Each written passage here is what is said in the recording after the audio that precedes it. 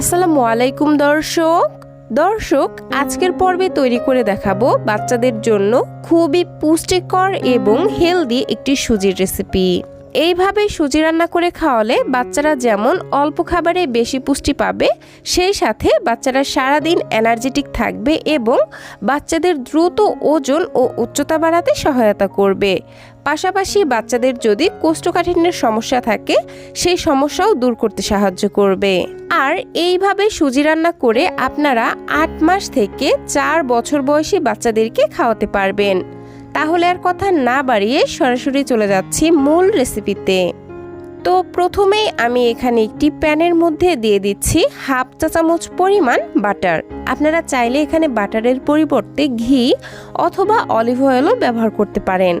বাটারটা যখন গলে আসবে এই পর্যায়ে দিয়ে দিব অর্ধেকটা পরিমাণে গ্রেট করা মিষ্টি আলু এবং অর্ধেকটা পরিমাণে গ্রেট করা আপেল। এখন চুলার আঁচ একদম লোতে রেখে এই আপেল এবং মিষ্টি আলুটাকে নরম হওয়া পর্যন্ত ভেজে নিব। আমি মোটামুটি 2 থেকে 3 মিনিট সময় নিয়ে এখানে আপেল এবং মিষ্টি আলুগুলোকে ভেজে নিয়েছি। আর অবশ্যই এখানে ঘি, বাটার বা অলিভ অয়েল এই তিনটের মধ্যে যে কোনো একটি ব্যবহার করার চেষ্টা করবেন, কারণ এগুলোর মধ্যে রয়েছে গুড ফ্যাট এবং ক্যালোরি, যা বাচ্চাদের দ্রুত ওজন ও স্মৃতিশক্তি বাড়াতে সহায়তা করে। তবে সেক্ষেত্রে 6 মাস বয়স থেকে বাচ্চার খাবারে অল্প অল্প করে এগুলো যুক্ত করে বাচ্চাকে অভ্যস্ত করে তুলতে হবে।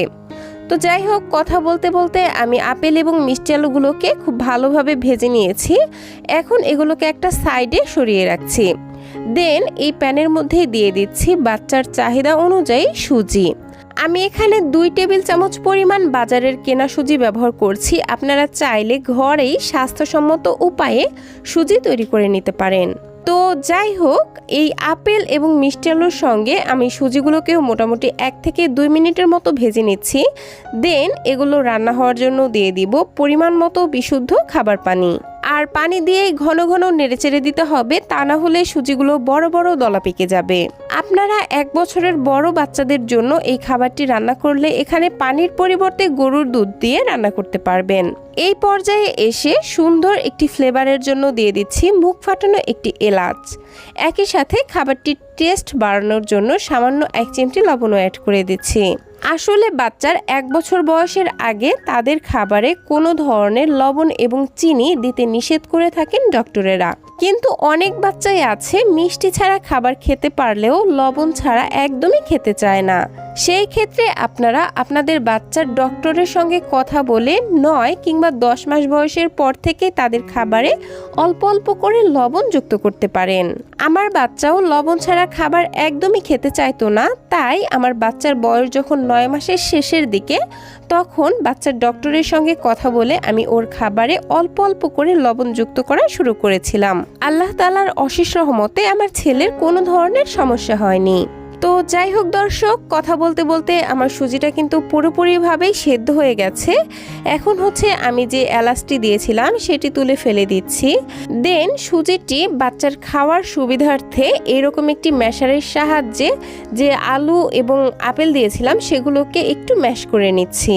আর খাবারটির ঘনত্ব ঠিক এরকম অবস্থায় রয়েছে। আপনি আপনার বাচ্চাকে যেমন লিকুইড বা ঘন খাবার খাওয়ান, খাবারটিকে ঠিক সেরকম ঘনত্বে রেখে চুলা থেকে নামিয়ে নিন। আমি ঠিক এরকম ঘনত্বে রেখে নামিয়ে নিয়েছি। আর এই তো তৈরি হয়ে গেল বাচ্চাদের জন্য ভীষণই পুষ্টিকর, ক্যালোরিবহুল এবং মজাদার একটি সুজির রেসিপি। দর্শক, আপেল এবং মিষ্টি আলুর মধ্যে যেহেতু নিজস্ব একটি স্বাদ রয়েছে, তাই এই খাবারটি কিন্তু ন্যাচারালি একটু মিষ্টি হয়ে গেছে। আর এই মিষ্টিটাই কিন্তু 6 মাস থেকে 1 বছর বয়সী বাচ্চাদের জন্য যথেষ্ট।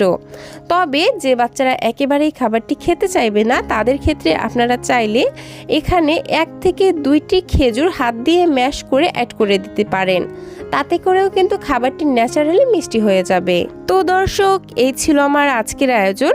ভিডিওটি ভালো লাগলে প্লিজ একটি লাইক দিবেন এবং যাওয়ার আগে সুন্দর একটি কমেন্ট করে যাবেন। বাচ্চাদের জন্য এরকম আরও নিত্য নতুন সহজ এবং পুষ্টিকর খাবারের রেসিপি পেতে অবশ্যই আমার চ্যানেলটিকে সাবস্ক্রাইব করে পাশের ঘন্টাটি বাজিয়ে অলে সেট করে রাখবেন পরবর্তী ভিডিও নোটিফিকেশন সবার আগে পাওয়ার জন্য। আজকের মতো বিদায় নিচ্ছি। সবাই ভালো থাকবেন, সুস্থ থাকবেন। আল্লাহ হাফেজ। আসসালামু আলাইকুম।